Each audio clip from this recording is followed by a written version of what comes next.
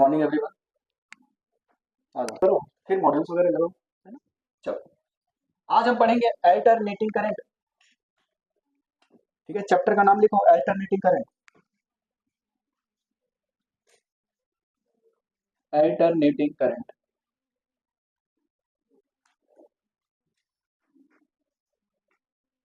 अच्छा, इस वर्ड से क्या मतलब, अल्टरनेट से क्या समझते हो? अल्टरनेट का मतलब है ना, आफ्टर रेगुलर इंटरवल टाइम, है ना, एक को छोड़ के एक, है ना, अल्टरनेट, एक के बाद एक, ऐसा समझते हो। हमने जनरल जनरेट किया था अभी, एसी जनरेटर पढ़ा था। अल्टरनेटिंग करंट जनरेटर कैसे किया था? मैं देखो, करंट दो तरीके की होती है, मैंने आपको जब करंट इलेक्ट्रिसिटी स्टार्ट किया था तभी बताया था। एक डीसी करंट होती है और एक अल्टरनेटिंग करंट। ठीक है, करंट दो तरीके की होती थी। करंट इलेक्ट्रिसिटी में मैंने करंट के बारे में बताया था, rate of flow of charge. ठीक है, विद रिस्पेक्ट टू टाइम, उसमें क्या बोला था? करंट। और करंट कितने तरीके की थी? दो तरीके की थी, एक डायरेक्ट और एक अल्टर। हाँ, इनडायरेक्ट नहीं बोलना, ठीक है। इनडायरेक्ट करंट बोलना, एक डायरेक्ट करंट और एक इनडायरेक्ट। तो पहला भी पढ़ते हैं direct current.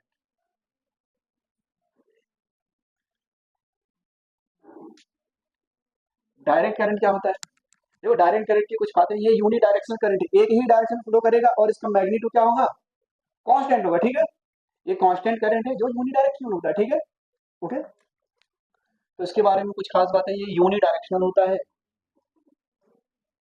Uni directional current which flows only in one direction. Uni का मतलब क्या होता है? One. Current which flows only in one direction and have constant magnitude. ठीक है, मैग्नीट्यूड इसका क्या होगा? कांस्टेंट। मैग्नीट्यूड इसका क्या होगा? कांस्टेंट। ठीक है, ये किसके बारे में होंगे? Direct current. तो करंट वर्सेस टाइम ग्राफ बनाया था हमने।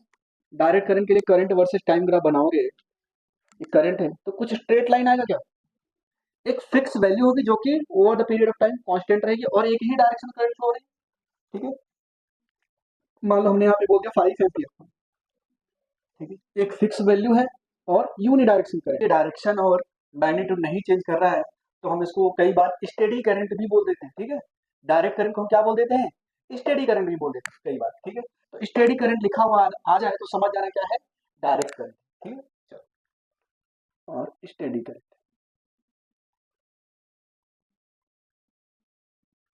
अच्छा, अब हमें हमारा जो चैप्टर है अल्टरनेटिंग करंट, अभी आज की ही क्लास में हमने अल्टरनेटिंग करंट को जनरेट किया था। एक यूनिफॉर्म मैग्नेटिक फील्ड में कॉइल को घुमाया था हमने, तो हमें क्या मिला था? Alternating current. ठीक, तो क्या थी? आ जाओ, मैग्नेटिक फील्ड की यूनिट क्या थी? टेस्ला। इन्हीं के ना, है ना, इनको ऑनर करने के लिए रखा गया था। ठीक है, ये टेस्ला है। तो थोड़ा सा भी हम लोग, और एक दूसरा करंट क्या होता था? Alternating current. जो दूसरा करंट है alternating current. Alternating current, alternating current बनाया था, या यूं कहें इन्वेंट किया था निकोला टेस्ला ने। ठीक है, तो अल्टरनेटिंग करंट की बात ये होती थी कि ये बाई डायरेक्शन में होता था। ठीक है, क्या होता था ये? अल्टरनेटिंग करंट में लिखो, आ जाओ। ओके, अल्टरनेटिंग जो करंट आया था, हमने अल्टरनेटिंग करंट जनरेट किया था, तो अल्टरनेटिंग करंट की वैल्यू क्या है? I equal to I not. देखो, आप लोग एक तो लेट से आते हो, फिर आके बातें करते हो, शांति से बैठ जाओ ना थोड़ी देर के लिए। I equal to I not sine omega T, ये क्वेश्चन पढ़ा था क्या? अल्टरनेटिंग करंट को जब जनरेट किया तो हमें ये मिला था। अच्छा, आई नॉट की जो वैल्यू आई थी वो कितनी आई थी? E not by R. और ई नॉट कितना था? N B A omega. N B A omega divided by R. ठीक है, चलो, I not equal to N B A omega divided by R. ठीक है, और आई नॉट क्या था? पीक करंट था। ये पीक करंट है या मैक्सिमम करंट। जो इसका ग्राफ बना था करंट वर्सेस टाइम का, कुछ इस तरीके से बना था। अगर मैं करंट वर्सेस टाइम का ग्राफ बनाऊं तो कुछ इस तरीके से बना था। ठीक है, साइनोसॉइडल, ये इसकी पीक वैल्यू है। ठीक है, ये प्लस और ये माइनस, ये टाइम पीरियड टी है, ये टी बाई टू है और ये जीरो। यूनी डायरेक्शनल होगा और मैग्नीट्यूड कांस्टेंट होंगे। For alternating current, pure alternating current हम उसको बोलेंगे जिसमें, गर्मी लग रही है आप लोगों को? बंद करो। प्योर अल्टरनेटिंग करंट के लिए देखो 3 शर्तें होती है, ठीक है। पहला, ये बाई डायरेक्शनल होता है, ठीक है। एक बार प्लस एक बार माइनस। जितनी हमें मैक्सिमम वैल्यू प्लस में मिली उतनी हमें मिनिमम वैल्यू भी उतनी वैल्यू मिलेगी, लेकिन माइनस में मिलेगी, ठीक है। बाई डायरेक्शनल हो गया। और डायरेक्शन को चेंज, बाई डायरेक्शनल मतलब एक बार प्लस और एक बार माइनस, ठीक है। पीरियोडिक होता है ये। भाई टी टाइम के बाद फिर से ग्राफ को रिपीट करेगा, फिर से टी टाइम के बाद ये ग्राफ को रिपीट करेगा। पीरियड्स का टाइम पीरियड मान लो टी है, टी के बाद फिर से सेम ग्राफ बनेगा क्या? भाई अगर मैं ग्राफ बनाऊंगा यहाँ पे आगे की तरफ, फिर से ये ग्राफ ऐसे बनेगा क्या? फिर से टी टाइम के बाद ग्राफ बनाऊंगा, फिर से ये ऐसे बनेगा क्या? तो हर टाइम इंटरवल टी के बाद ये ग्राफ अपने आप को क्या कर रहा है? रिपीट कर रहा है। तो प्योर एसी के लिए जो कंडीशन है, करंट क्या होना चाहिए? डायरेक्शनल। अभी अभी लिखा ना, it changes in magnitude and direction periodically with time. तीसरी कंडीशन क्या थी? जितना तो फिर हमने हिस्ट्री में देखे हैं, जब एक दूसरे की विचारों में मतभेद होता है तो क्या होता है? लड़ाई झगड़े होते हैं, है ना। उस समय क्या हो रहा था? करंट वॉर हो रहा था। Current war, current war. 5-7 minute सुनेंगे इस लड़ाई के बारे में, फिर हम आगे बढ़े। तो ये करंट वॉर था डीसी और अल्टरनेटिंग करंट के बीच में, ठीक है। डीसी और अल्टरनेटिंग करंट के बीच में। डीसी को जो सपोर्ट करते थे वो थे Thomas Edison, Thomas Alva Edison. और जो अल्टरनेटिंग करंट बनाया था उन्होंने, उनका नाम था निकोला टेस्ला, ठीक है। तो जितनी भी चीजें इन्वेंट हुई हैं, इंप्रूवमेंट कर करके ही तो हुई, ठीक है। ऐसा तो था नहीं कि हम बिल्कुल परफेक्ट हो गए, आज ही हमने ये एलईडी लाइट बना ली, पहले एलईडी लाइट नहीं बनी थी, है ना। अब तो दुनिया भर के लाइट्स आ गए, इसमें भी काफी कॉम्बिनेशन है, ओके। तो जब भी कोई इन्वेंशन होता है उसका कुछ ना कुछ बेसिस होता है, वो बस इंप्रूवमेंट करने चले जाते हैं, ठीक है। जैसे मान लो, इसका बेस्ट एग्जांपल है कार मैन्युफैक्चरिंग इंडस्ट्री, ठीक है। जैसे क्या हुआ, सबसे पहले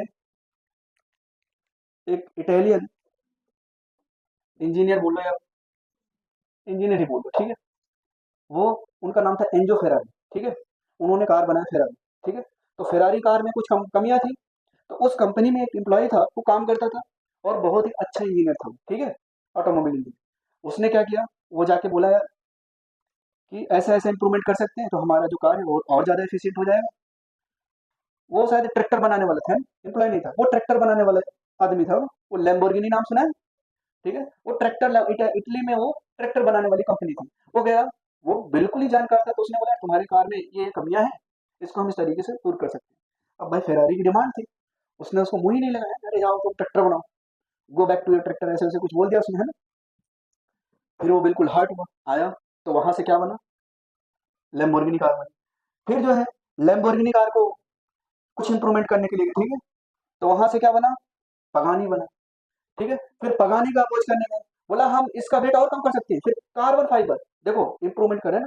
फेरारी से लैम्बोर्गिनी, लैम्बोर्गिनी से पगानी, पगानी से बुगाती, बुगाती क्या, कार्बन फाइबर की बॉडी है पूरी पूरी।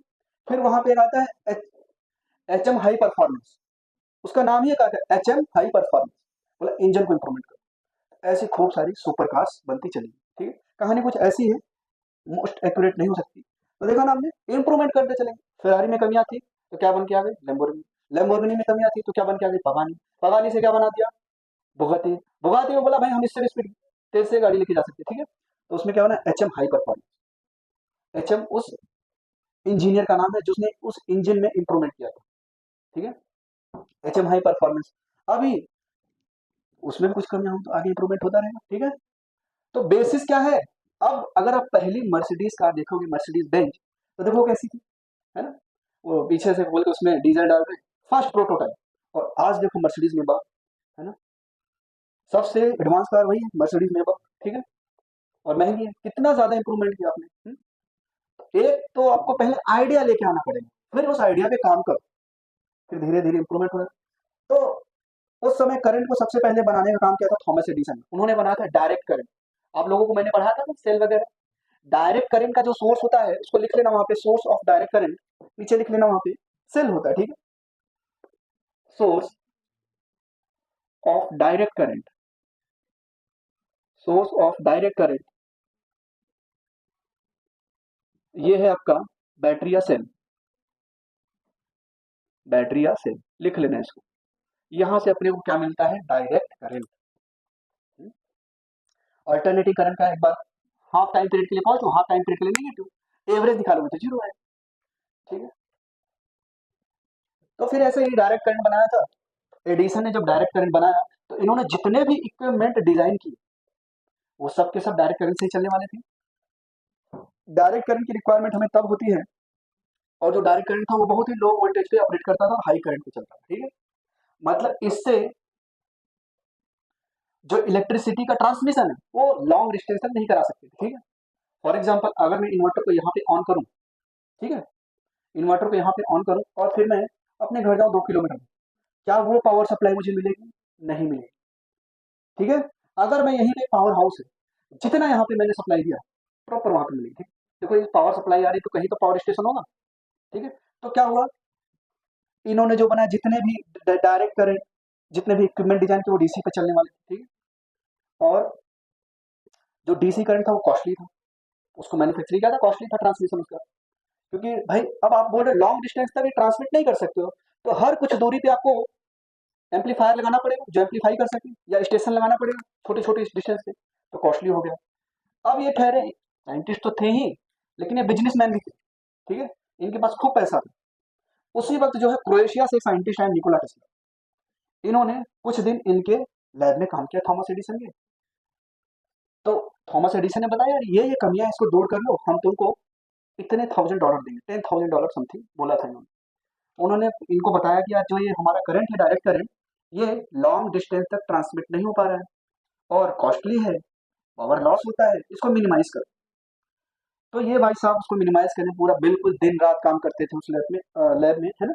और इनके पास 25 या 27 ईयर्स ऑफ एज में साढ़े, मतलब ऐसे 2300 कुछ पेटेंट थे, 2300।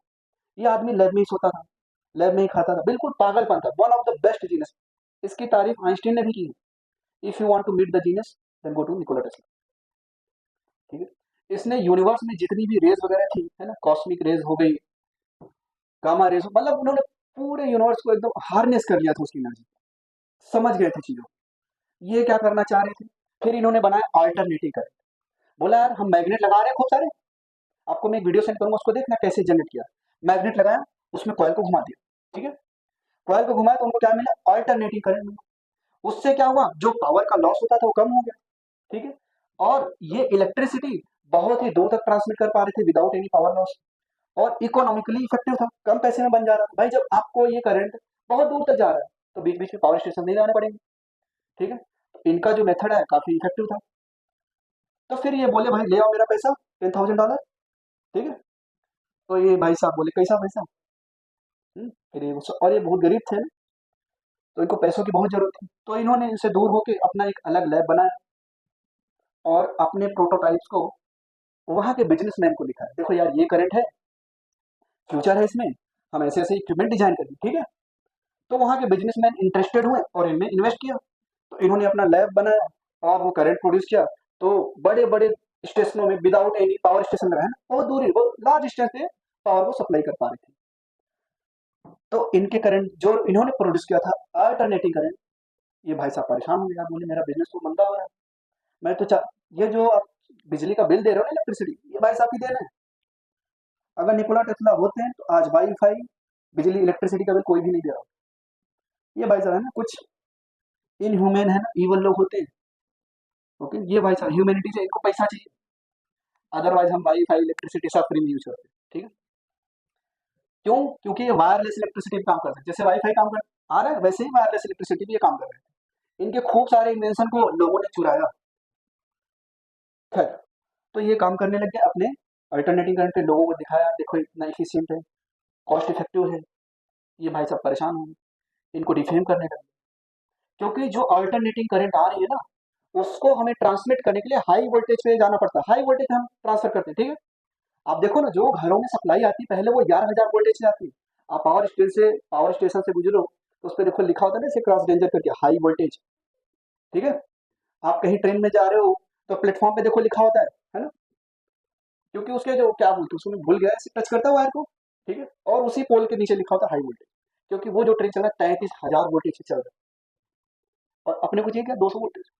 ठीक है, 33,000 वोल्टेज पे अगर हमें करंट टच भी कर जाए तो बिल्कुल हम ऑन द स्पॉट खत्म, फ्राई हो जाएगी है। खैर, तो जो अल्टरनेटिंग करंट था उसको ट्रांसमिट करने के लिए वो हाई वोल्टेज पे ही ट्रांसमिट की जा सकती थी। ठीक है, क्यों हाई वोल्टेज पे ट्रांसमिट करना पड़ता था सर? हाई करंट पे क्यों नहीं ट्रांसमिट किया? क्योंकि हाई करंट पे ट्रांसमिट करेंगे तो जूल हीटिंग इफेक्ट क्या होगा, I square into R into T, wire को हीट करेगा। हाई करंट है तो ज्यादा हीट प्रोड्यूस होगा तो वायर को डैमेज कर देगा वो, इसलिए उन्होंने हाई वोल्टेज पे ट्रांसफर किया। ये जो डीसी करंट था ये लो वोल्टेज और हाई करंट पे ट्रांसमिट होता था, इसलिए बीच बीच में हमें पावर स्टेशन या बनाने पड़ते थे उसको ताकि वो ट्रांसमिट कर पाए ओवर द लॉन्ग डिस्टेंस। तो देखा यार इनका तो फायदा हो रहा है। अब ठहरे साइंटिस्ट, है ना, हर फील्ड में अच्छे और बुरे लोग होते हैं। इन्होंने बोला यार इनका जो करंट है ज्यादा डेंजरस है। भाई तुम्हारा जो करंट है वो 9 वोल्ट 10 वोल्ट पे ऑपरेट हो रहा है तो कुछ ज्यादा करंट थोड़ी ना लगे। ये जो करंट है 33,000 वोल्टेज 11,000 वोल्टेज इतने हायर वोल्टेज पे ट्रांसमिट कर, वोल्टेज डिफरेंस मतलब उसने क्या किया, पावर स्टेशन में वोल्टेज डिफरेंस बढ़ा दिया, इलेक्ट्रिसिटी बना, वोल्टेज डिफरेंस का मतलब वाटर का लेवल इंक्रीज कर दिया।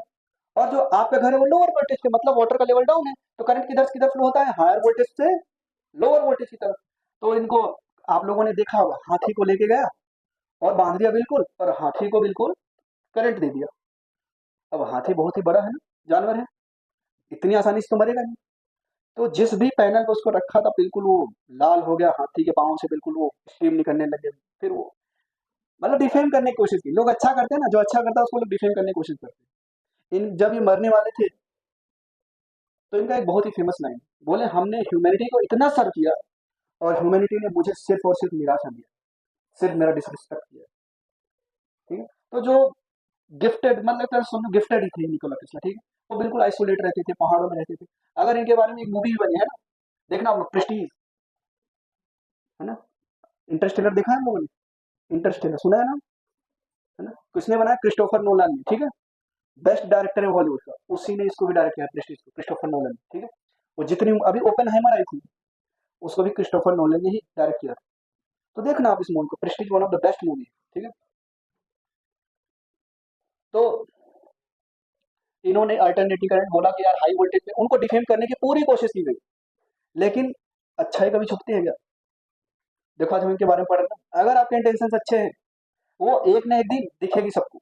तो लोगों ने देखा ये कॉस्ट इफेक्टिव है, बहुत ही पैसा बचा रहा है, लॉन्ग डिस्टेंस पे ट्रांसमिट हो पा रहे हैं, तो धीरे धीरे इनको लोगों ने रिकॉर्ड करना शुरू कर दिया। ठीक है, तो इनको जो इन्वेस्ट करने के लिए पैसा दिया था एक बिजनेसमैन ने, ये क्या किया फिर इनके लैब पे हमला कराया, लैब पे बॉम्ब फेंक दिया। तो लैब में जितने भी इन्वेंशन थे सब जल के राख हो गए, बहुत ही इंपॉर्टेंट इंपॉर्टेंट इन्वेंशन थे। इसमें थे एक मार्कोनी, मार्कोनी ने ये वायरलेस इलेक्ट्रिसिटी पे काम करे, आपने ऐसे देखा होगा वीडियोस वगैरह में, टेस्ला कॉइल है ना, या वायरलेस इलेक्ट्रिसिटी, ऐसे उसने ट्रस बनाया था, ये टावर है ना, यहाँ से क्या कर रहे थे, करंट वगैरह सप्लाई कर रहे थे, ये वायरलेस इलेक्ट्रिसिटी पे काम कर रहे थे। तो इनके रिसर्च पेपर का आइडिया चला के एक मार्कोनी साइंटिस्ट थे, उन्होंने रेडियो ट्रांसमिशन पे नोबेल प्राइज जीती, इनके आइडिया को चुराया। ठीक है, तो आइडिया को चुराया काफी वाले और पब्लिश कर दिया रेडियो ट्रांसमिशन, इस पे उनको क्या मिल गया, नोबेल प्राइज। सोचो इनका एक छोटा सा आइडिया था, ऐसे कितने सारे पेपर्स हैं। ये भाई साहब ने ऐसे डिवाइस बनाया था कि ये अर्थक्वेक भी प्रोड्यूस कर सकते थे अपने घर में बैठे। ठीक है, तो चीजें इंटरेस्टिंग है। ओके, दुनिया में एक से बढ़ के एक लोग है। तो ये अल्टरनेटिव करंट फिर फाइनली हमने अडॉप्ट किया। आज आप जहां भी पढ़ते हो अल्टरनेटिव करंट में जैसे मान लो अभी क्या है, 220 वोल्ट पे अल्टरनेटिव करंट है, आप बच सकते हो क्योंकि अल्टरनेट है ना, एक बार प्लस एक बार माइनस, जब प्लस से माइनस आया तो जीरो हो गया। ठीक है, यानी कि एवरेज वैल्यू जीरो। तो आप जैसे जब जब आपको शॉक लगता है तो बिल्कुल वाइब्रेट करते पड़ी, डीसी क्या होता है बिल्कुल ऐसे चिपका लेते। ठीक है, वो लगेगा नहीं, सब वो बस ऐसे चिपके रहो, इसे देखते रहो, अरे क्या हो गया भाई। तो घरों में कई बार आप लोग क्या करते हो, चार्जर को लगाते हो, है ना, घरों में दो तरीके की वायरिंग होती है, एक न्यूट्रल कंट्रोल और फेज कंट्रोल। अगर हमने स्विच को ऑफ किया, ठीक है, और टेस्टर को डाला उसमें, अगर फिर भी वो जल रहा है तो क्या है, न्यूट्रल कंट्रोल। अगर स्विच को ऑफ कर दिया नहीं जल रहा तो फेज कंट्रोल वायरिंग। तो घरों में फेज कंट्रोल वायरिंग आजकल हो रही है ताकि लोगों को शॉक ना लगे, क्योंकि आपने चार्जर लगाया है, स्विच को ऑफ कर दिया, आपको लगा करंट नहीं आ रहा है, और छोटा बच्चा होता है उस चार्जर के पिन को मुंह में डाल देता है। ठीक है, और उसको सबसे भारी करंट लगता है, one of the largest current उसको लगा, चिपका ही रहता है। ठीक है, तो कभी भी ऐसा नहीं करना है, बच्चों को थोड़ा सा बचा कर फिर चार्जर को ही निकालना है। सर जितनी पॉजिटिव वैल्यू उतनी ही मैक्सिमम नेगेटिव वैल्यू, ठीक है, बाई डायरेक्शनल और पीरियोडिक, तो हम क्या बोलेंगे, ये सर प्योर ऑल्टरनेटिंग करंट है। नेक्स्ट देखो, ये मान लो प्लस का आई नॉट है और ये माइनस का आई नॉट है, क्या ये बाई डायरेक्शनल है? हाँ, क्या इसमें जो पॉजिटिव पीक है वो निगेटिव पीक के बराबर है? क्या ये ग्राफ अपने आप को रेगुलर इंटरवल ऑफ टाइम के बाद रिपीट करेगा? तो एक ऐसा करंट हो गया प्योर ऑल्टरनेटिंग करंट, ये भी प्योर ऑल्टरनेटिंग करंट है, ये भी प्योर ऑल्टरनेटिंग करंट है। नेक्स्ट देखो, ये करंट का कुछ डायग्राम हमने बना दिया, ठीक है, ये 0 है, ये T/2 है और ये T है, ठीक है।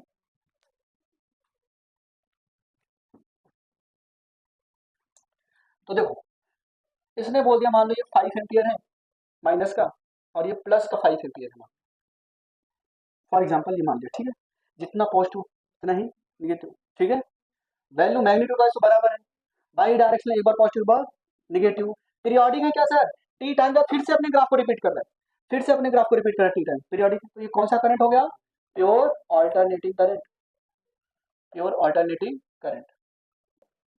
अभी बताना सर, यहाँ पे टाइम जैसे जैसे बढ़ रहा है, इधर टाइम जैसे जैसे बढ़ रहा है, ठीक है, चलो 0 T/2 और T, मान लो ऐसा कुछ डायग्राम बना करो, इधर ध्यान दो, तो 0 से T/2 में सर मैग्नीट्यूड चेंज हो रहा था, ठीक है, इधर ध्यान दो, जब टाइम यहाँ पे था तो मैग्नीट्यूड कुछ और था, जब टाइम यहाँ पे पहुंचा तो मैग्नीट्यूड कुछ और हो गया, तो टाइम चेंज हो रहा तो मैग्नीट्यूड चेंज हो रहा, ठीक है सर, मैग्नीट्यूड चेंज हो गया, डायरेक्शन अभी नहीं चेंज हुआ, अभी प्लस डायरेक्शन में है, ठीक है।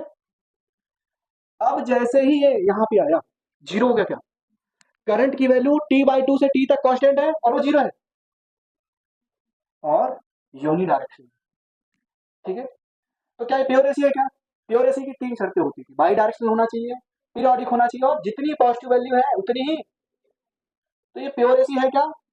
नहीं नहीं, प्योर एसी तो नहीं बिल्कुल। क्या ये प्योर डीसी है क्या? नहीं, प्योर डीसी भी नहीं, प्योर डीसी के लिए तो एक constant value over the period of time मिलना चाहिए, ये टाइम पीरियड में एक बार ऐसे वेरी हो रहा फिर कांस्टेंट, ना तो प्योर डीसी है, तो ये है क्या, एसी प्लस, है ना, आप लोग पढ़ते हो जेनेटिक्स में क्रॉस करा दी, ठीक है, एसी प्लस डीसी, ऐसे समझ लो ये एसी है, AC plus DC, alternating current और डीसी करंट का कॉम्बिनेशन, ठीक है, आप लोग के अंदर कुछ अपनी मम्मी की प्रॉपर्टी होगी, कुछ पापा की प्रॉपर्टी होगी ना, तो ऐसे ही भाई साहब इनके अंदर दोनों ही प्रॉपर्टी एसी प्लस डीसी।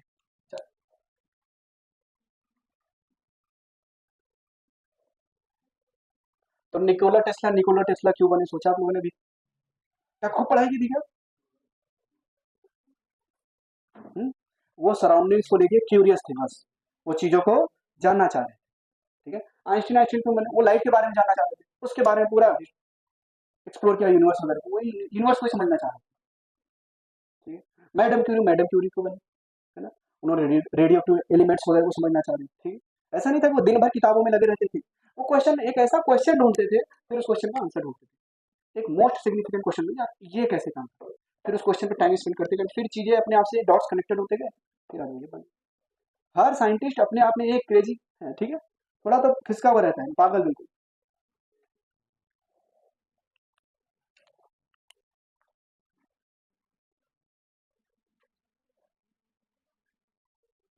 अब जो ऑल्टरनेटिंग करंट है, ये बताओ क्या प्योर एसी है? देख के बोलोगे नहीं सर, जितनी पॉजिटिव वैल्यू है उतनी मैक्सिमम आनी चाहिए, मैक्सिमम निगेटिव, जितना पॉजिटिव पीक वैल्यू है उतना ही नेगेटिव पीक वैल्यू होना चाहिए, है क्या? नहीं। और ये यूनिडायरेक्शनल है क्या? हाँ सर यूनिडायरेक्शनल, यूनिडायरेक्शनल, लेकिन मैग्नीट्यूड कांस्टेंट है क्या? नहीं, ठीक है, ये मान लो T/2 है, ये T है, आगे बढ़ो, ये 2T है, ठीक है, जब मैं आपको सेमीकंडक्टर पढ़ाऊंगा ना तो ये बताऊंगा, ये हाफ वेव रेक्टिफायर का ग्राफ है, ये फुल वेव रेक्टिफायर का ग्राफ है, ठीक है, चलो। तो ये भी ना तो प्योर एसी है क्या, जल्दी बताओ? नहीं। क्या प्योर डीसी है क्या?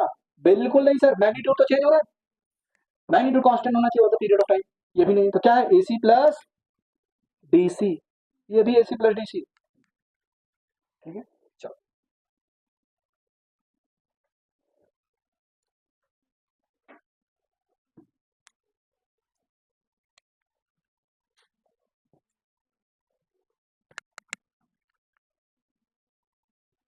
देखो जो आपके मोबाइल का चार्जर होता है, एडाप्टर, वो क्या कर रहा है, हायर वोल्टेज को लोअर वोल्टेज में कन्वर्ट कर रहा है और एसी सप्लाई को डीसी में कन्वर्ट कर रहा है।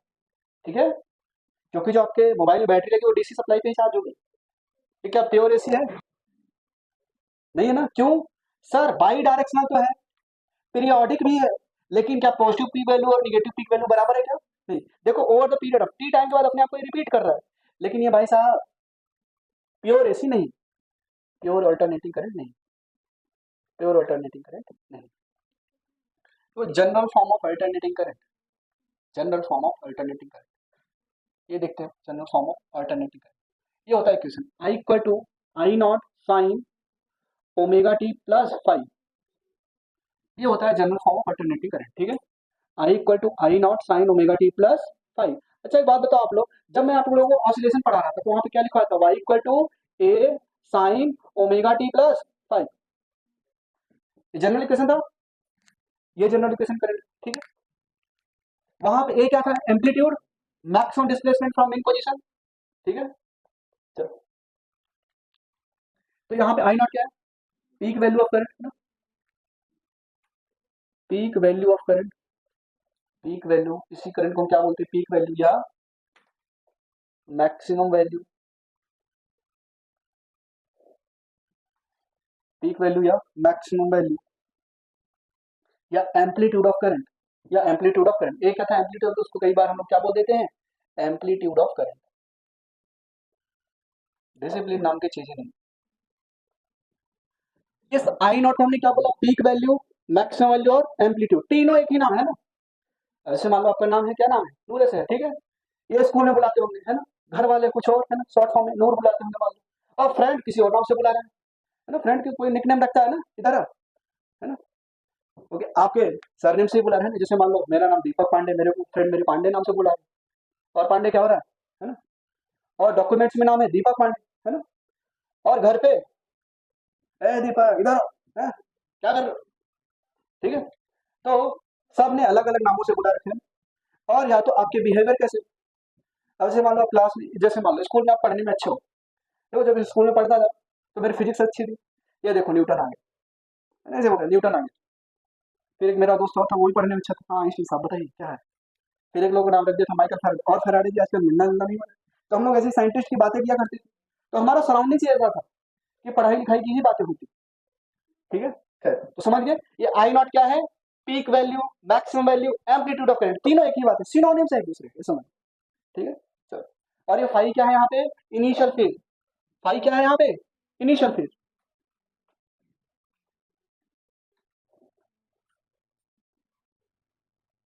फाई यहाँ पे है initial, omega T plus phi को बोलते हैं फेज एंगल, इस पूरे term omega T plus phi को क्या बोलेंगे, फेज एंगल, फेज एंगल। ये जो आई है ये कौन सा करंट है, इंस्टेंटेनियस करंट, बात समझ पा रहे हो, इंस्टेंटेनियस करंट क्यों बोला, हर टाइम पे करंट वैल्यू चेंज हो रही है ना, 0.1 सेकंड, 0.2 सेकंड, 0. कुछ करंट की value at particular instant of time, ये तो क्या कौन सा करंट देगा, ये इंस्टेंटेनियस करंट, ये आई जो है ये इंस्टेंटेनियस करंट है।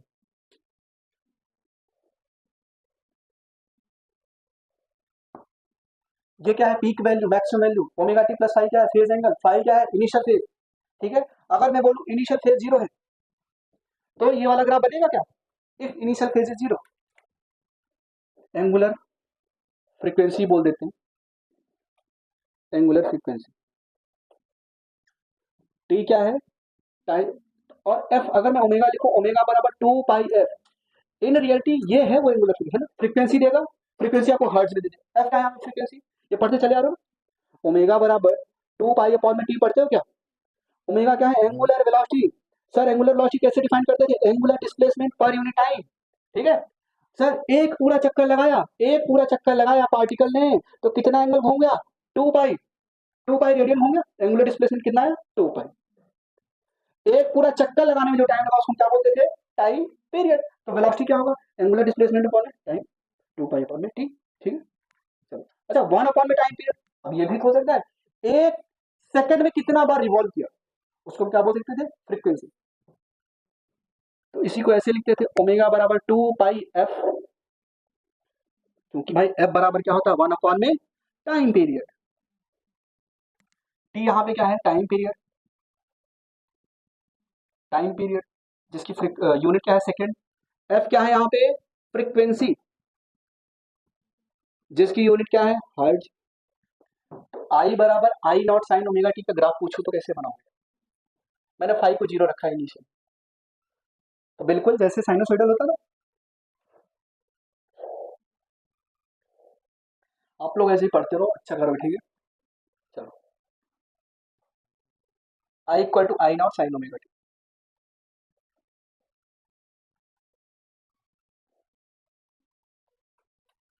इसका ग्राफ कुछ ऐसे बनेगा क्या, ये मान लो जीरो है, ये टी बाई टू है, ये टी है, ठीक है। पीक वैल्यू कब मिलेगी बताओ, साइन ओमेगा टी की मैक्सिमम वैल्यू कब मिलेगी, जब ओमेगा टी वैल्यू क्या हो जाए, पाई बाई टू। यहाँ पे मिलेगा क्या, ये निगेटिव पीक वैल्यू है और ये पॉजिटिव पीक वैल्यू है। पीक वैल्यू यहाँ पे क्या आएगा, आई नॉट, और ये क्या आएगा, माइनस आई नॉट। ये कब मिलेगा, आई नॉट कब मिलेगा, जब साइन ओमेगा टी की वैल्यू क्या है, वन, ठीक है।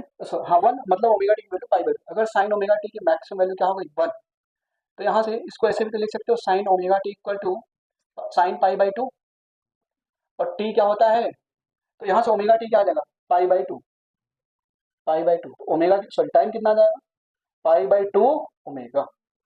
पाई बाई टू ओमेगा पे आपको पॉजिटिव मैक्सिमम वैल्यू मिलेगी। ये टाइम पीरियड क्या है, टी बाई फोर, ठीक है। ये टाइम पीरियड क्या है, टी बाई फोर, और ये टाइम पीरियड क्या है, थ्री टी बाई, बताओ, फोर, ठीक है, समझना। चलो, अगर मैं यहाँ पे लिखता आई नॉट कॉस ओमेगा टी, तो किसमें कन्वर्ट करते, sign omega T plus pi by to, तो कॉस ओमेगा टी का ग्राफ यहाँ से स्टार्ट होता है, ठीक है। अगर मैं नीचे बनाऊं, आई बराबर I not cos omega T, इसको मैं ऐसे भी तो लिख सकता हूँ, I not sine omega T plus pi by two. Sine pi by two plus theta क्या होता था, साइन कॉस थीटा। ये सेम चीजें हैं। अगर मैं अभी इसका ग्राफ बनाऊं तो कुछ इस तरीके से बनेगा, ये टाइम हो गया और ये करंट हो गया, तो इसका ग्राफ कुछ ऐसा बनेगा, ठीक है। ये टी है, ये T by two,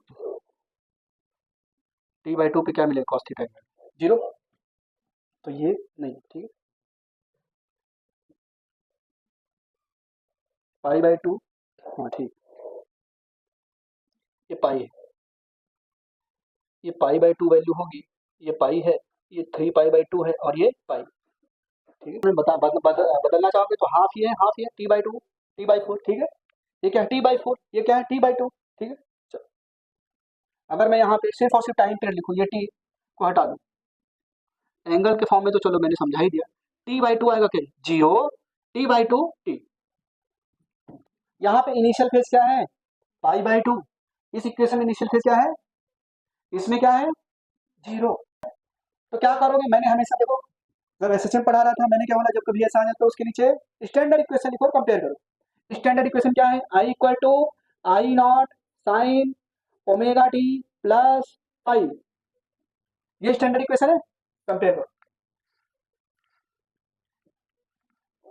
I not क्या है, peak value of current, peak value of current मतलब क्या पूछा है, I not.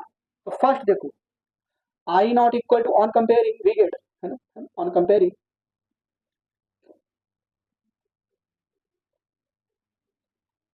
On comparing I not equal to 10 ampere, यह पहला।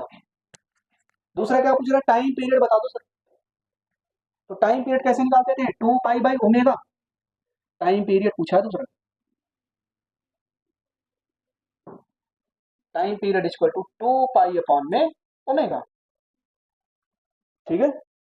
तो टू पाई, ओमेगा की वैल्यू क्या है, 100 पाई, देखो कंपेयर करो, ये क्या ओमेगा, ये क्या है इनिशियल फेज, कंपेयर करो, तो यहाँ पे लिखोगे 100 पाई, पाई से पाई कैंसिल, टू से इसको कैंसिल करोगे 50, तो टाइम पीरियड क्या आ गया, 1/50 सेकेंड, ठीक है। अब क्या पूछा, फ्रीक्वेंसी, जस्ट इसका उल्टा, थर्ड देखो, फ्रीक्वेंसी ऑफ अल्टरनेटिंग करंट 1/में टाइम पीरियड, तो 1/में टाइम पीरियड लिखोगे तो 1/50, तो क्या आ जाएगा 50 हर्ट्ज, ठीक है। फोर्थ क्या पूछा है, इनिशियल फेज, कंपेयर किया, इनिशियल फेज आपका आ गया π/4। अच्छा कोई फेज एंगल पूछता तो टाइम बताना पड़ता ना सर, टाइम क्या है बताओ, π/4। अब फिफ्थ आपसे पूछ रहा है instantaneous current at T equal to 0, तो टी की वैल्यू यहाँ 0 पुट करोगे तो क्या आएगा, 5√2 में I equal to 10 sine 100 pi into T की वैल्यू क्या है 0 प्लस π/4, तो ये तो पूरा ही 0 हो जाएगा। आई इक्वल टू क्या आएगा 10 साइन π/4, 10 साइन π/4 की वैल्यू क्या है 1/√2।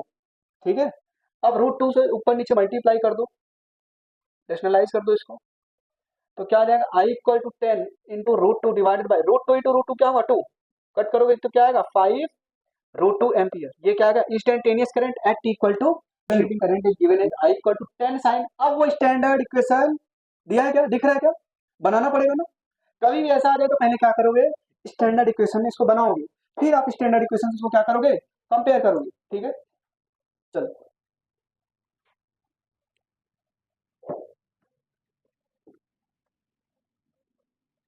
तो पहले हमें जो अल्टरनेटिंग करंट की इक्वेशन दी थी वो क्या दी, 10 sign 50 pi T into cos 50 pi T. अब इस इक्वेशन को किसमें कन्वर्ट करना पड़ेगा, स्टैंडर्ड इक्वेशन है ना, कैसे करेंगे कुछ, हम्म, बताओ बताओ सर कैसे करेंगे, कुछ आइडिया लग रहा है दिमाग में, साइन है कॉस है, साइन थीटा कॉस थीटा दिख रहा है, तो 2 साइन थीटा का फॉर्मूला बना लिया जाए क्या।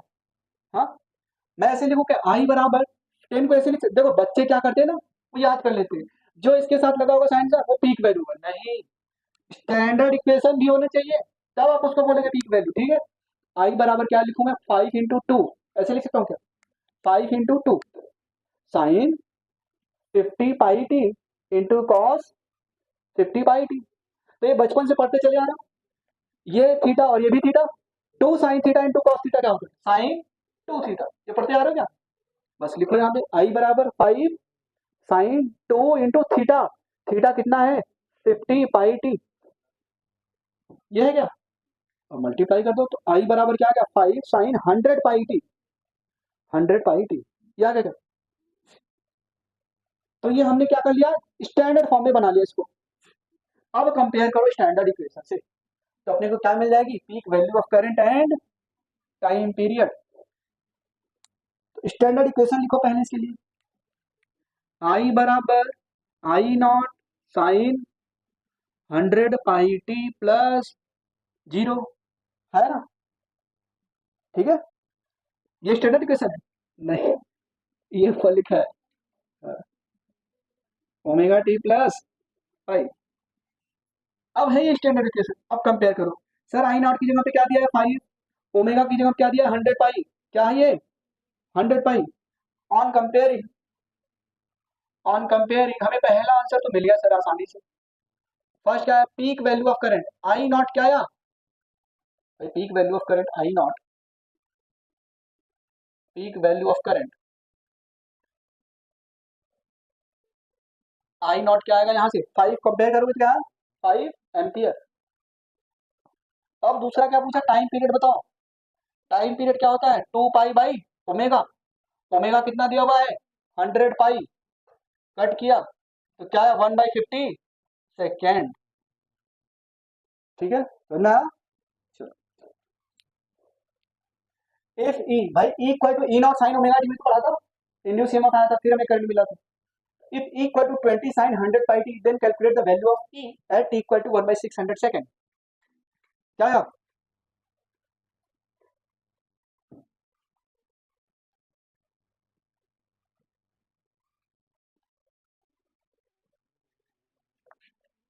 चलो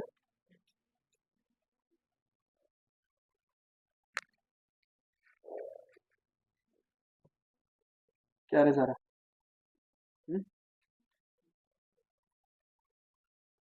आई क्यों रख रहे हो जब ई दिया है तो,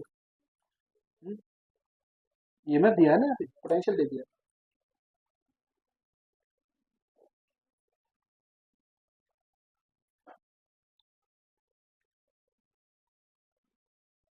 घर पे जाना, सिर्फ 5-10 मिनट रिवीजन करना, ठीक है, ज्यादा टाइम वेस्ट नहीं करना चाहिए। क्या यार? ठीक। आप देखो हमारा हानिया ने सॉल्व किया,